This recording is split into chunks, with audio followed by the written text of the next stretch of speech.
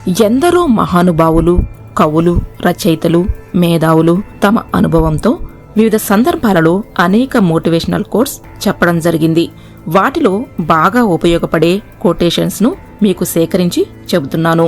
మీకు నచ్చితే మరి ఈ వీడియోని లైక్ చేయండి, మీ ఫ్రెండ్స్ కి షేర్ చేయండి, మా ఛానల్ ని సబ్స్క్రైబ్ చేయండి.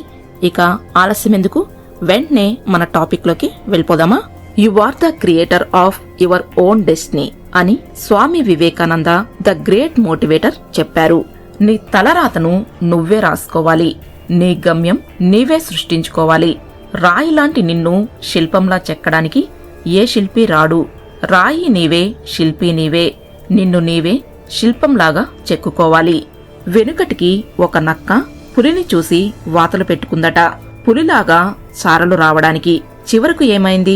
వాతలు ఇన్ఫెక్షన్ గా మారి చనిపోయింది. అందుకే నీవు నీలాగే ఉండు. ఎందుకంటే 100 జిరాక్స్ కాపీలైనా ఒక్క ఒరిజినల్ కాపీకి సాటిరావు. 100 కుక్కలు ఒక్కటై మురిగినా ఒక్క సింహ గర్జనకు సాటిరావు. బలం అందరికీ ఉండొచ్చు, సంకల్ప బలం మాత్రం కొందరికే ఉంటుంది. లక్షలు ఉన్నవాడితో స్నేహం చేయడం కంటే మంచి లక్షణాలు ఉన్నవాడితో స్నేహం ఎంతో మేలు చేస్తుంది. కురుక్షేత్రం లాంటి ఈ జీవితంలో కాలక్షేపం చేస్తే కుదరదు. జీవిత యుద్ధం చేయడానికి సిద్ధంగా ఉండవలసిందే. Born in poverty is not a sin or crime, but to adjust with it is very disgusting. పేదరికంలో పుట్టడం ఎవరి పాపం కాదు, నేరం అంతకంటే కాదు. కానీ దానితోనే అడ్జస్ట్ అవడం మాత్రం చాలా దరిద్రంగా ఉంటుంది. మన చేతికి ఉన్న 5 వేళ్లే సమానంగా లేవు. అట్లాగే ఎవరి స్పెషాలిటీ వారికి ఉంటుంది. ఎవరి జన్మ వృధా కాదు. ఎవరు ఏ రంగంలో ఎక్స్పర్ట్ గా ఉంటారో తెలుసుకుంటే ఆ రంగంలో దూసుకుపోవచ్చు. ప్రతి ఒక్క విద్యార్థి ఎంపీసీ తీసుకుని మ్యాథ్స్ చేయగలడా? చేపను చెట్టు ఎక్కమంటే ఎక్కుతుందా? కానీ దానిలాగే వేరే జంతువులు ఈత కొట్టగలవా? దేని స్పెషాలిటీ దానికే ఉంటుంది. జీవితం విసుగు పుట్టడానికి 1000 కారణాలు ఉండవచ్చు. కానీ రేపటి రోజు ఇలా ఉండదు అనే ఒకే ఒక్క నమ్మకంతో అందరూ జీవిస్తుంటారు. ఎందుకంటే మనిషి ఆశాజీవి. ఏ సైడ్ లేకపోతే సూసైడ్ అనుకోవడం మూర్ఖత్వం. నీవు ప్రయత్నిస్తున్నంతసేపు ఓడిపోయినట్టు కాదు. Never give up. Quitters never win, winners never quit. గెలుపొందే వరకు ప్రయత్నిస్తూనే ఉండాలి. అందుకే అంటారు, గెలుపొందేవారు ఎన్నటికీ చేసే పనిని వదిలిపెట్టరు, వదిలిపెట్టేవాడు ఎప్పటికీ గెలవలేడు. నమ్మకం ఉన్నవాడిని క్యాన్సర్ కూడా ఏమీ చేయలేదు. కాని నమ్మకం లేనివాడిని జలుబు కూడా చంపేస్తుంది. చుట్టూ ఉన్న చీకటిని తిట్టుకునే కంటే చిరు దివ్యను వెలిగించమన్నారు. ప్రపంచంలోని చీకటి అంతా ఒక్కటైనా ఒక్క అగ్గిపుల్ల వెలుతురును ఆపలేదు. Work like a clock, don't SIT like a rock. మనం నిరంతరం గడియారంలాగా పనిచేయాలి. అంతేకాని ఒక బండరాయిలాగా పడి ఉండరాదు. అలా ఉంటే ఆ రాయికి మనకు తేడా ఉండదు. మహాకవి శ్రీశ్రీ గారు చెప్పినట్లు, కుదిరితే పరిగెత్తు, కుదరకపోతే నడువు, ఇంకా చేతకాకపోతే ప్రాకుతూ పో, కాని నీ గమ్యాన్ని ఆపవద్దు. ఎందుకంటే దాహానికి కూడా పనికిరాని సముద్ర జలాలే ఎగిసిపడుతుంటే నీవు కప్పుకున్న దుప్పటి పరుపు కూడా చీ లేవరా దరిద్రుడా అని అసహించుకొనకముందే లే, నీ లక్ష్యానికై పాటుపడు.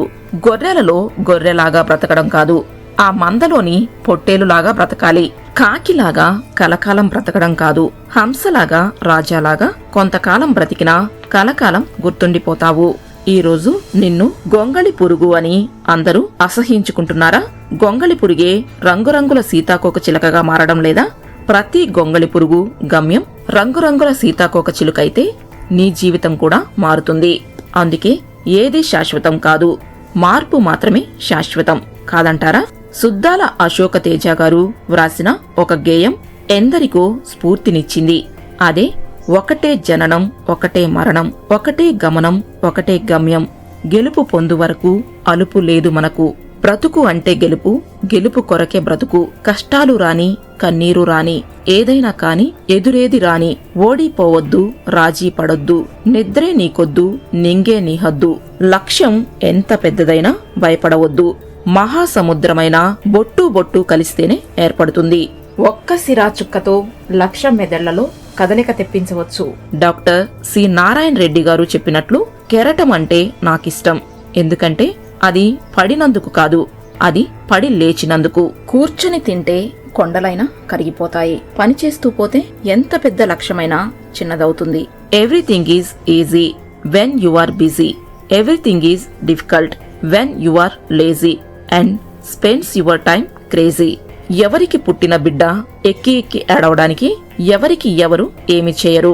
ఎవరో వస్తారని ఏదో చేస్తారని ఎదురు చూసి మోసపోకుమా, నిజం మరచి నిద్రపోకుమా అన్నారు కవిగారు.